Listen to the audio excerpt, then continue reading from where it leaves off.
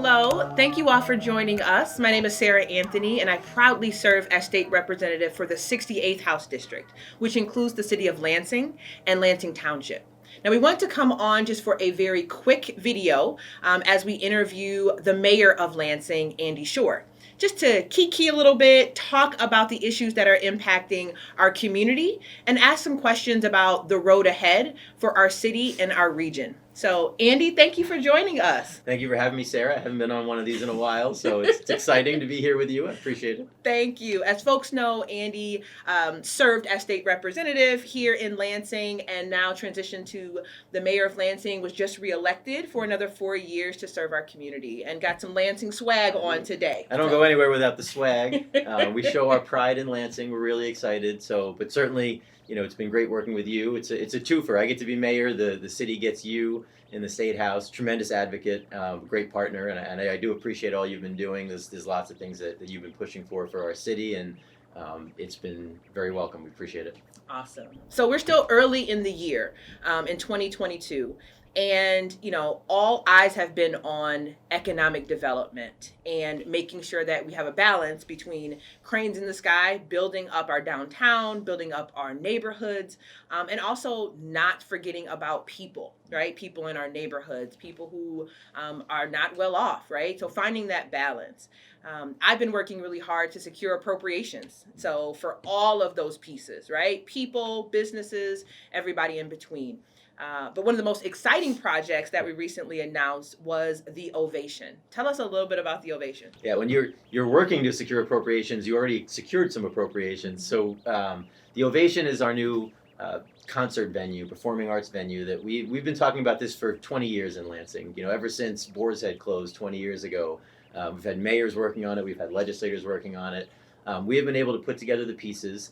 And you're younger than I am. You know that when people go to concerts, especially a mid-range 1,600 person concert, they got to go to Grand Rapids. They got to go to Detroit. We did a study on it, and it says we have a gap. You can go to Wharton and see a cool Broadway show. You can see a 200, 300 person show at the old Loft, but there's just nowhere to see a cool concert with 1,800 people. And now there will be. We're going to close that gap, and the state, with your leadership and with Senator Hertel's leadership, provided $2 million. We're able to utilize public access funding, which can only go towards this. So we're looking at $10 million. We're gonna create that, but then we're going to add to it artist housing, which is a huge need for the community, is exciting. So it's going to be on the south end of the downtown. You talk about economic development. We're going to connect Rio Town with the downtown, the southern end of the downtown, which could use some excitement, some vibrancy coming off the highway, attract people from East Lansing and throughout the region. So we're really excited. We've got a little bit of money to raise, but not a lot, and we expect to have that done in the next few months and start over the summer. And then in a year and a half or so, we will have the new Ovation Center. So we're really excited. It is exciting. Now let me ask you this. Who is a musical act that you want to see at the Ovation? Every time I talk about people I want to see it, they're like, "You're old," and I talk about like Bruce Springsteen or Def Leppard. But certainly, we had Halsey here for Common Ground, and we'd love to have her back. That's probably not even where the younger folks are going. So you probably know better than I do, but we want them all. Anybody who goes to Mount Pleasant or goes to Detroit or goes to Grand Rapids, we want them all. So from the 80s and 90s to the 2000s and the 2020s, and we're just really excited. I want to see Beyonce. Beyonce? I would love to see Beyonce. I want to see Beyonce. I want to see Thundercat. Are you writing this down? Robert Glasper, Xavier Omar, a little bit of jazz. And I think that this is going to be a regional asset, right? That this isn't something that's just for Lansing. It's a statewide asset that folks will be able to see. So I'm excited. After watching the Super Bowl, I'd love to have Mary J here. But I don't know. We'll work on all of it. We got to work on it. We got to work on it. So again, there's so much happening, and those of us in Lansing are super connected to state government, and we see this historic revenue that's coming to Michigan. These estimates are saying that we have tons of money, and it's now going to be a matter of what we do with it. Now, I know what my priorities are, right? People, education, economic development, housing is a huge issue. So a lot of my budget asks are going to be focused on that. As mayor in Lansing, what would you like to see come from all of the state money? Yeah, all of that. We want to see, we've got a variety of asks that we're working with you and we're working with others in leadership. Certainly economic development. We know in our downtown, state employees are not here and they're home, they're being safe, but we need some dollars to help out our small businesses, not just downtown, but on the corridors. When people come to Lansing, they come through our corridors. So you're not seeing the same business on Cedar, on Pennsylvania, on Michigan Avenue, and in the downtown. So we need some dollars to get ourselves from A to Z while we get through the pandemic. We need conversion dollars. We know that the state has canceled leases throughout the downtown, and again, that's because they have less people who are here. I get it, but what I want to make sure is that they're reflecting. If a big corporation left any other city, the state would be in there helping out. When Delphi left Saginaw, when Electrolux left Greenville, the state is there helping out. Another state is leaving Lansing, so we're pitching very strongly for the state to help out. So these conversion dollars, if you've got office space that is empty, let's convert it to housing. The housing is packed in downtown. The old YMCA, the Metro Place, packed, full. The old Oliver Towers, Capitol View, packed, full. You're looking at Red Cedar on the east side. You're looking at some of the new housing on the south side, full. On the north side, we're going to be opening up the old temple. It's full, so people want to live here. And having the walkability and the options, that's all important, but it's really expensive to convert. So my pitch for the state has been put conversion dollars in and give it to Lansing. Because we need it. We're going to the MEDC for what's called RAP funding, revitalization and placemaking, and we're putting several projects in. We're putting South Lansing, we're putting some electrical work downtown, we're putting East Side. And I spoke to the director and I said, look, I get it. You got a whole state you got to take care of, but you are leaving Lansing as the state capital. We need the money, and we need more than our fair share. And that's my pitch. That's your pitch. I know it is. Neighborhoods, all kinds of funding for corridors, making sure that we have some grocery stores and things like that, even in the neighborhoods, so that folks have options where walkable and they're 5 minutes away. All of that is tremendously important right now. We're going to be putting some of our ARPA money, our American Recovery Plan, Rescue Plan dollars. We're going to be putting some of our money into people, into needs. Into LEAP's been doing this One and All program where they're helping out minority business owners, BIPOC business owners, and we're probably going to be putting some money into that. So we're going to be doing that with our dollars, but as the money rains from the sky from the feds, you and I will work together, and I know that's your priority and mine. Yeah, for sure. And obviously using an equity lens when we're thinking about that. I love the fact that we're not just talking about downtown, which obviously is a key to regional economic development, but also the south side, east side, west side, all of it. We need all of our corners to be thriving. Yeah. So now I want to pivot a little bit to the big announcement that literally the eyes of the world were on Lansing around the General Motors announcement that they are going to stay in Lansing and invest in Lansing and look to the future in terms of batteries. Now, if you watch the Super Bowl, you know that just about every car commercial was one for electric vehicles. So this is major. Yeah. And when we were deciding whether to provide incentives for General Motors to come and do this, my biggest question was, we need not just jobs. We need good paying union jobs. I'm the daughter of 2 UAW retirees now. It's important, right? Our people need a living wage, not just a job.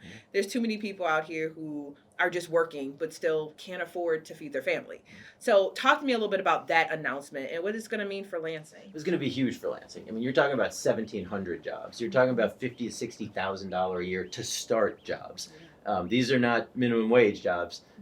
You're talking about we have the workforce and we have the ability to get kids out of high school, out of talent center, out of these places and go and work those jobs. When you watch the Super Bowl and you see the GM commercials, they talked about Ultium. Well, Ultium is the company that's making the batteries right here in Lansing. When you talk about a $2.1 billion investment, what that's going to do for our economy is huge, because that's wages, that's dollars for the city, it's dollars for the region. But in addition to that, and normally this would be a huge announcement, but it was like an afterthought, GM's putting $500 million into Lansing Grand River and Lansing Delta Township, our 2 plants. That on its own, we had a big announcement when it was $120 million. Now you're talking $500 million to retool those plants, $2.1 million to build a battery plant. So we're talking about building batteries and building cars, and it's going to keep those plants here And again, this is jobs for our people, for our youth, for everyone in Lansing and in the greater Lansing area.